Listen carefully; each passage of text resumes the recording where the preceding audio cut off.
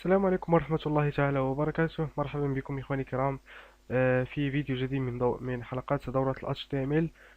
في يعني الحلقة السابقة تعرفنا على وسمي الكتابة، واسم ال P واسم كذلك ال B.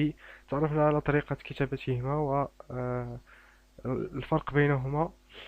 إن شاء الله في هذه الحلقة سنتعرف على وسم الرجوع إلى سطر، وهو وسم ال BR. فمثلا سنقوم بحذف هذه، فقط سنقوم بنقل هذا التكست ثم سأضعه هنا.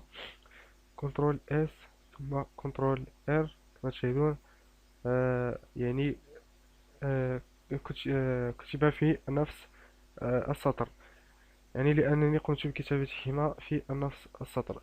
فالآن مثلا إذا قمت بالرجوع إلى السطر، فلاحظ معي هل سيقوم يعني النص بالرجوع إلى السطر.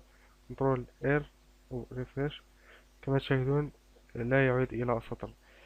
فوسم البي ار، هنا يأتي دور وسم الرجوع إلى السطر، وهو وسم البي ار. يكتب هكذا بهذا الرمز، ثم البي ار هكذا وسلاش، ثم تقوم بقفله هكذا بدون يعني أن تقوم بهذه العملية سلاش بي ار.